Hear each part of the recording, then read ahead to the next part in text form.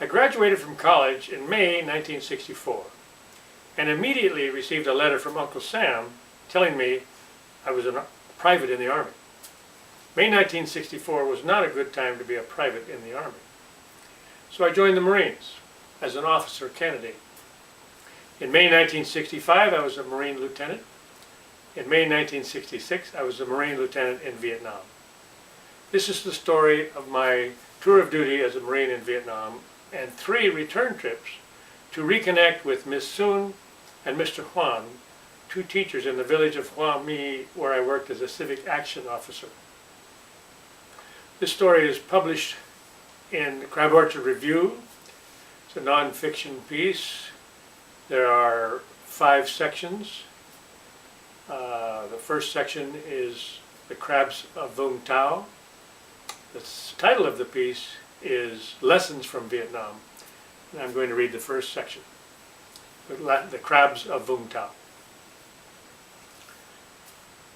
In 2001, on my first trip back to Vietnam, the sun reflected off Vũng Tau's bathing beach of white sand with a mirror-like glare. In my haste for this ride to the beach, I left both my dark glasses and hat at the hotel, but Miss Soon provided an umbrella to shade my eyes and protect my bald head. I arranged this trip to visit Miss Soon, who taught in the village of Hoa Mi, where during the war I worked as a civic action officer. But on my tour of duty as a Marine lieutenant, I never saw anything like what I was about to witness. Miss Soon was shorter than I remembered, only as high as my shirt pockets.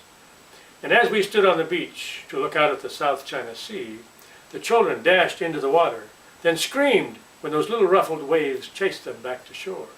They giggled and twirled around with outstretched arms, and then, as if on command, each child stopped all movement. They stood frozen in mid-stride and stared at the wet sand. Hundreds of crabs, no more than a half-inch across, appeared out of nowhere and scurried sideways indiscriminately all around us. The crabs were shaped in all respects like a Dungeness crab, with miniature crab legs and miniature claws. But when Miss Soon's niece stomped her foot, all the crabs, literally hundreds of them, disappeared in an instant. I stared in disbelief at the flat and empty granules of sand.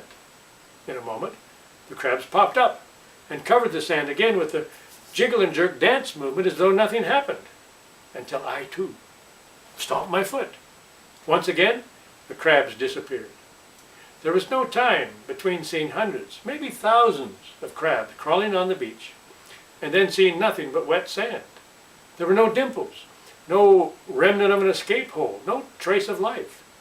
And presto, the crabs covered the sand again and marched around the beach in a jiggling mass as if they were an army of miniature soldiers. During the Vietnam War, in late February 1967, the sound of explosions jerked me into my mosquito net at 3 in the morning. I jumped out of my rack, put on trousers and boots, grabbed my weapon and headed out the door. Dust, visible in the moonlight, floated in the air behind Marines who ran past my hooch. There was another explosion in the distance, and another one, louder and closer, and another. I followed the Marines to our last hooch where a crowd stood in the dark. "The air base is getting hit," someone said.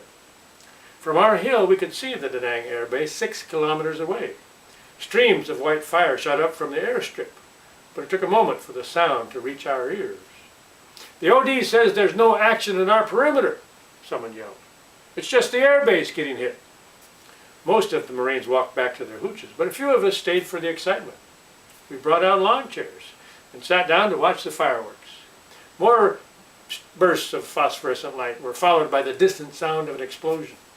And then there was a large burst of flame, 30 or 40 meters in the air, followed by an even louder explosion. "Wow! They must have hit an ammo dump," I said. It didn't last long. We put our lawn chairs away, went back into our hooches, and tried to get some sleep. It was all the excitement we needed, or wanted. My experience as a Marine in Vietnam was not the experience one reads about in books on the Vietnam War. I was lucky on my tour of duty. I wasn't bogged down in the jungle with a rifle platoon. I never fired a shot, and to my knowledge no one fired at me. For decades, I told my family and friends that I had a positive experience in Vietnam because my additional duty allowed me to work with the Vietnamese people. In my primary job, I ran the motor pool for a Marine Air Support Squadron known as MASS 2.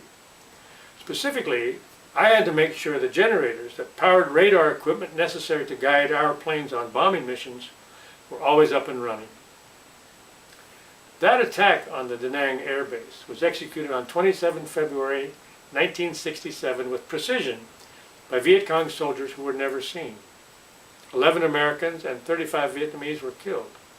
17 U.S. aircraft were damaged, and a fire destroyed several structures in a Vietnamese village adjacent to the airbase. Like the small crabs on the beach of Vũng Tàu, the Viet Cong could pop up from a camouflage tunnel, set up their mortars, fire at an American position, and then disappear into the landscape. Our shouting and whooping it up at those explosions wasn't appropriate, but it was what we did. That evening I didn't think about the injuries, damage, destruction, or deaths. I was 25 years old and the show was far away. Far away like the planes that bombed enemy positions with MASS 2 radar equipment powered by my generators. In my job as the MASS 2 Civic Action Officer, I taught English to the teachers and faculty of Hoa My School. I organized a soccer program for the students, brought our corpsmen into the village, and arranged for the construction of 2 additional classrooms. I documented my work in Vietnam with Super 8mm movies, and during the course of my 13-month tour of duty, I developed a friendship with Miss Soon and Mr. Huang, 2 teachers at Hoa My School. I returned to Vietnam to renew that friendship.